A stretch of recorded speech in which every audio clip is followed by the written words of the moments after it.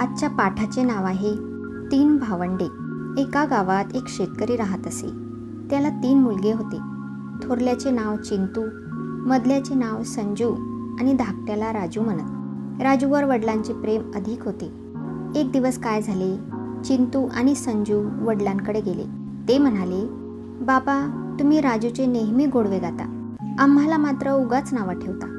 हे ऐकून बाबा थोडे थांबले, थोडा विचार करून म्हणाले, जो चांगलं काम करतो त्याचं मी कौतुक करतो। हे पहा, आपण असं करूया, तुम्हा प्रत्येकाला मी सारखे पैसे देतो। आपल्या वाड्यातली एक एक खोलीही मोकळी करून देतो।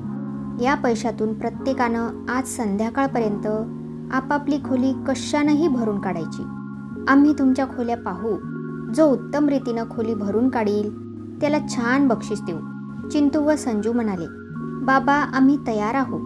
ठीक आहे, राजू कुठं आहे, त्यालाही बोलवा। राजू जवळच होता।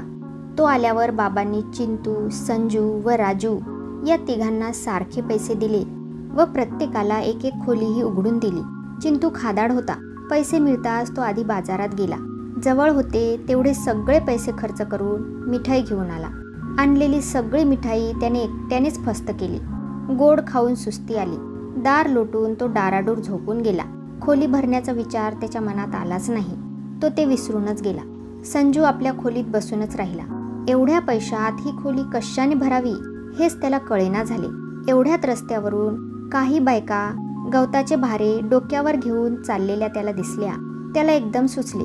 तो म्हणाला, गवतानच ही खोली भरून टाकावी, एवढ्या पैशात तेच शक्य आहे। त्याने आपल्या पैशातून गवत विकत घेतले। ते सर्व खोलीभर पसरले।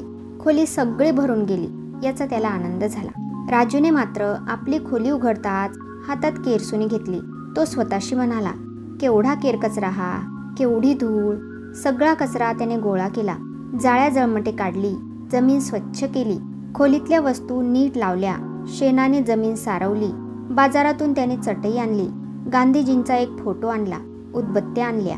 खोलीच्या एका भिंतीवर गांधीजींचा फोटो लावला, खाली चटई अंथरली, समोर उदबत्त्या पेटवल्या। डोळे मिटून तो प्रार्थना म्हणू लागला। संध्याकाळ झाली। बाबा पहिल्या खोलीपाशी गेले। चिंटू चांगला घोरत होता। बाबांनी त्याला उठवले। आज सर्वत्र अंधार भरून राहिला होता। बाबा म्हणाले, चिंटू तू तर खोली अंधारानं भरून टाकलीस। चिंटू अजून आळोखे पिळोखे देत होता। मग ते संजूच्या खोलीपाशी आले। त्याची खोली पाहून बाबा म्हणाले, वा, तू तर सगळी खोली गवताच्या पेंढ्या पसरून भरून काढलीस। संजू म्हणाला, काढली ना भरून, मग देणार ना बक्षीस। बाबा म्हणाले, अरे बक्षीस कसलं, खोलीभर गवत पसरून तू तर हा जनावरांचा गोठा केलास, दिलेले पैसे असे खर्च केलेस। यावर तो काय बोलणार। हिरमुसला होऊन तो गप्पच उभा होता। मग त्या दोघांना घेऊन बाबा राजूच्या खोलीत आले। राजू एक अभंग म्हणण्यात रंगून गेला होता। मन करारे प्रसन्न सर्व सिद्धीचे कारण। गाण्याच्या सुरांनी खोली भरून गेली होती। खोली कशी स्वच्छ दिसत होती। उदबत्त्यांचा सुगंध दरवळत होता। बाबा म्हणाले, राजू फारच छान, तू तर गाण्याच्या सुरांनी आणि चंदनाच्या गंधाने सारी खोली भरून टाकलीस, सर्वांची मनं प्रसन्न केलीस। अशा प्रकारे हा पाठ इथे संपला। भेटूया पुढच्या पाठामध्ये। तोपर्यंत धन्यवाद।